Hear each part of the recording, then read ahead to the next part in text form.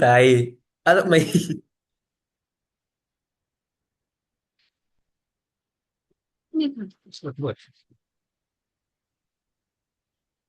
Salam, perkenalkan kami dari kelas TI 4C akan mempresentasikan UTS mata kuliah kecerdasan buatan yang diampu oleh Bapak Chandro Pardede. Yang pertama akan dijelaskan oleh teman saya, Tabita Isabella Simatupang. Pertama-tama kita masuk ke kode untuk praktikum pertama yaitu mengenai robot kurir pintar. Untuk shell code yang pertama ini yaitu import HipKey. Import HipKey ini atau import library. Pada shell pertama ini program mengimpor library HipKey, di mana fungsi utama dari HipKey ini adalah untuk membuat priority key atau antrian prioritas. Struktur data ini sangat penting dalam algoritma pencarian yang membutuhkan pemilihan node terbaik berdasarkan nilai tertentu. Dalam program ini, HipKey itu digunakan pada greedy burst first search dan juga A-star search. Kenapa kita memerlukan priority key? Karena kedua algoritma tersebut harus selalu mengambil node dengan nilai terkecil, baik berdasarkan heuristik atau greedy, dan Fn sama dengan Gn tambah Hn untuk A-star. Tanpa HipKey, pemilihan node terbaik akan menjadi lebih lambat dan tidak efisien. Selanjutnya pada cell code yang kedua. Ini itu definisi graph dan juga heuristik. Pada cell code yang kedua ini didefinisikan dua komponen utama, yaitu graph atau graph berbobot. Graph ini direpresentasikan dalam bentuk dictionary, yang dimana setiap node memiliki daftar tetangga dan juga bobot atau cost menuju tetangga tersebut. Contohnya A ke B yaitu 2 dan B ke C yaitu 4. Yang artinya node adalah titik serta cost itu adalah biaya untuk berpindah. Graph ini menjadi ruang pencarian yang akan dijelajahi oleh algoritma.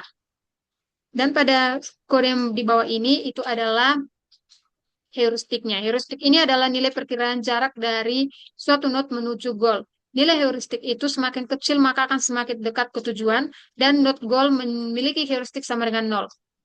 Heuristik ini digunakan untuk membantu algoritma membuat keputusan yang lebih cerdas terutama pada greedy dan juga A-star. Tanpa heuristik, algoritma hanya akan menelusuri graf tanpa arah yang jelas.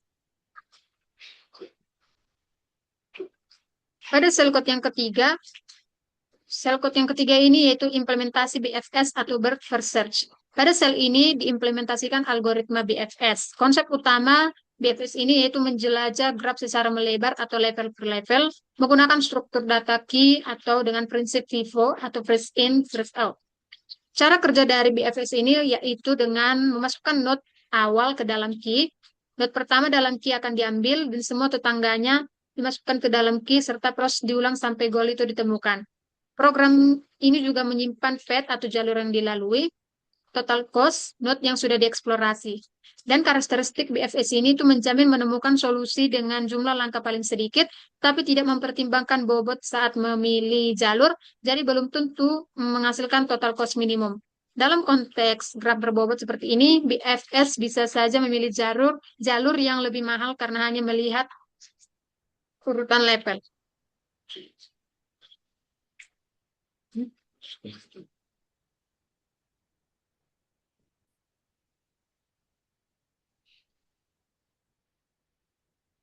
Dan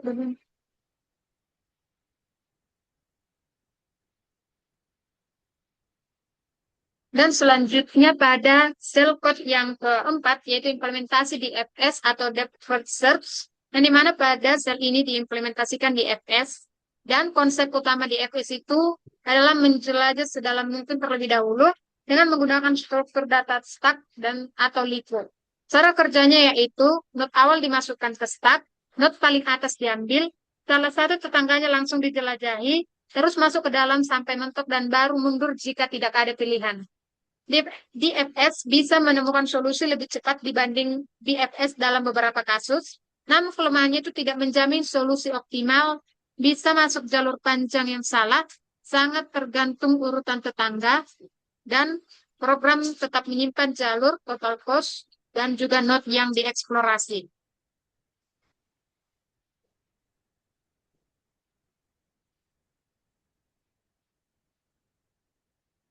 Dan selanjutnya pada sel code yang kelima adalah implementasi greedy best first search. Pada sel ini digunakan pendekatan informed search. Greedy bekerja dengan prinsip pilih node yang terlihat paling dekat dengan tujuan. Greedy menggunakan heuristik sebagai dasar keputusan. Cara kerja dari greedy best first search ini yaitu kita mengambil node awal lalu dimasukkan ke priority key. Node dengan heuristik terkecil dipilih dan tetangga dimasukkan kembali berdasarkan heuristik dan proses akan berulang sampai goal ditemukan. Keunggulan dari greedy best first search ini adalah lebih cepat, lebih terarah ke tujuan. Namun kelemahannya itu tidak mempertimbangkan cost yang sudah ditempuh dan bisa memiliki jalur yang tampak dekat tapi sebenarnya mahal. Jadi, greedy sering terlihat pintar tetapi tidak selalu optimal.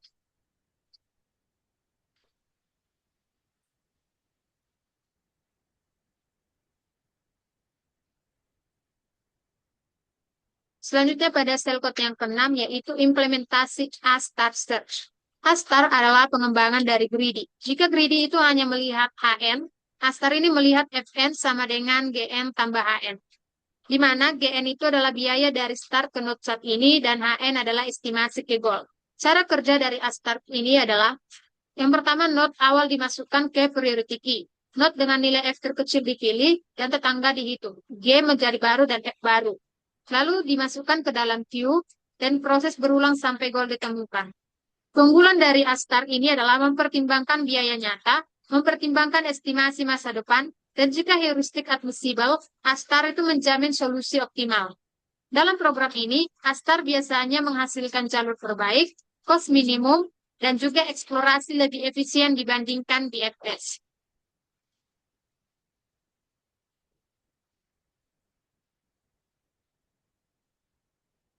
Selanjutnya pada sel code yang terakhir, yaitu menjalankan dan membandingkan semua algoritma. Pada sel terakhir ini, semua algoritma dijalankan dengan start node dan juga goal node.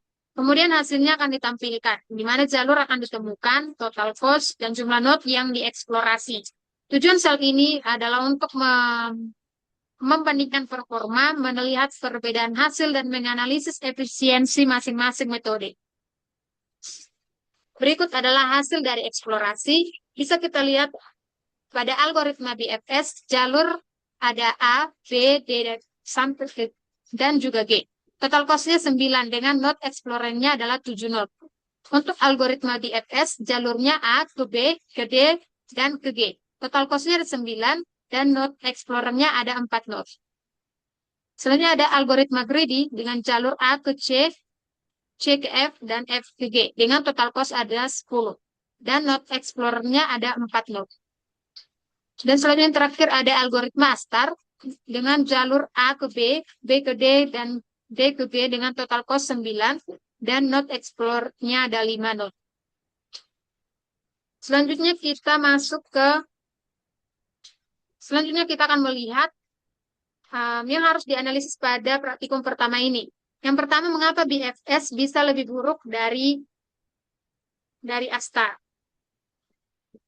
BFS atau Bird First Search merupakan algoritma uninformed dan BFS ini akan mencari ke semua arah lapis demi lapis tanpa mempedulikan jarak sebenarnya atau estimasi jarak ke tujuan. BFS mengeksplorasi banyak node yang tidak relevan sehingga menghabiskan memori dan waktu komputasi yang besar. Sedangkan Astar Search ini menggunakan fungsi evaluasi Fn sama dengan Gn tambah Hn, di mana Gn adalah biaya aktual yang sudah dikeluarkan dan Hn adalah estimasi ke tujuan. Ini membuat Astar secara pintar dibimbing menuju tujuan yaitu G dengan tetap mempertimbangkan biaya terendah, sehingga node yang dieksplorasi jauh lebih sedikit dan dipastikan optimal. Jadi mengapa BFS lebih buruk dari Astar? BFS itu tidak memperhatikan bobot atau biaya. Misalnya BFS memilih jalur 3 langkah atau murah secara langkah, namun total cost-nya bisa lebih besar. Sedangkan Astar mempertimbangkan biaya total dan jadi lebih efisien dan optimal. Selanjutnya, mengapa greedy bisa terlihat pintar tapi salah? Algoritma greedy hanya fokus pada nilai heuristik atau HN saja, yaitu mencari node terdekat dengan G, tanpa memperhitungkan cost atau Gn dari awal.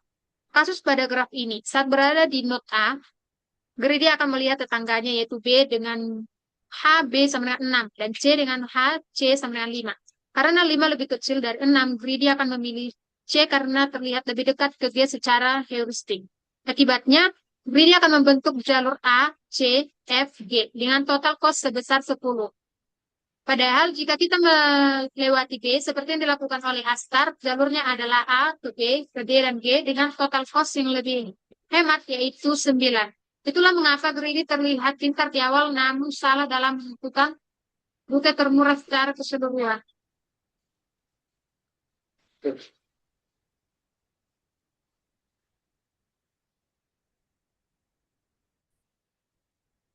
Selanjutnya pada soal kedua akan saya lanjutkan, yaitu tentang terjebak di puncak palsu atau local search. Yang dimana pada sel code pertama ini kita menggunakan library, mengimplementasikan library yaitu import random, import math, import matplotlib, pyfloat, splt. Yang dimana fungsi dari library random ini adalah digunakan untuk memilih nilai secara acak. Penting disimulate, penting disimulate annealing. Kemudian math untuk perhitungan matematika, yang math untuk perhitungan matematika, dan matplotlib untuk menampilkan grafik hasil percobaan. Kemudian pada sel code kedua adalah definisi fungsi fx, yang dimana ini adalah fungsi yang ingin dimaksimalkan. Bentuknya parabola terbuka ke bawah nantinya. Yang artinya di sini ada titik maksimum atau global optimumnya. Kemudian pada sel code ketiga ini, yaitu implementasi hill climbing. Yang dimana hill climbing bekerja dengan mulai dari titik awal, mencari tetangga terbaik, bergerak jika nilai lebih baik. Kemudian ada code hmm, current start. Code current start ini untuk menyimpan posisi awal. Kemudian yang while true untuk loop sampai tidak ada peningkatan. Kemudian pada yang make boards current x step size current x plus step size ini untuk memilih tetangga dengan nilai fungsi paling tinggi. Kemudian pada sel code yang keempat yaitu mengimplementasikan simulate annealing-nya. Yang dimana def simulate annealing tem 100 sampai sampai 0,95 ini untuk bisa menerima solusi yang lebih buruk untuk menghindari jebakan lokal optimum. Kemudian current x start x ini untuk titik awalnya. Kemudian yang hmm,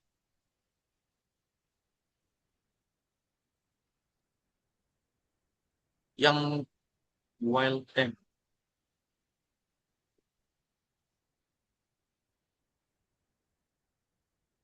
Kemudian yang while temp ini untuk loop selama temperatur masih tinggi. Kemudian fungsi yang next state. Yang next state current current plus random choice ini untuk pilih langkah acak kiri atau kanan. Kemudian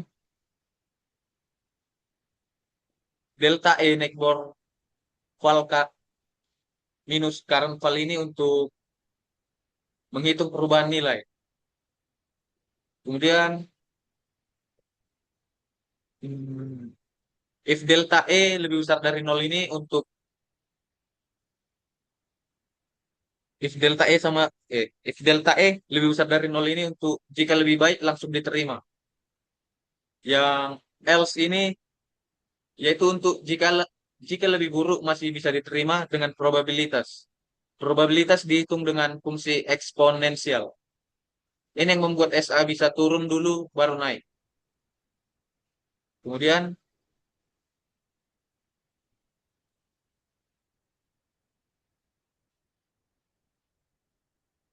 pada stars.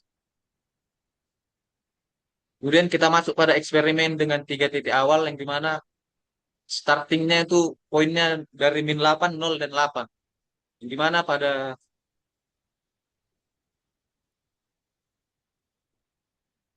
outputnya akan menampilkan output yang dimana hill climbing start mulai dari 8, final minus 8, finalnya di X atau 3,00, max value-nya di 14,00. Kemudian hill climbing-nya yang 0, start mulai dari 0, final X-nya di 3,00, max value-nya 14,00. Kemudian karena di sini tadi kita juga masukkan di startingnya 8, maka di sini simulate maka ya hill climbing start 8-nya di mana yang final X-nya 3,00, max value-nya 14,00. Begitu juga dengan simulated annealing-nya. Dan ini adalah tampilan dari output hasil yang tadi karena kita memasukkan import matplotlib.pyplot SPLT ini untuk menampilkan tampilan seperti ini. Kemudian akan dilanjutkan oleh teman saya.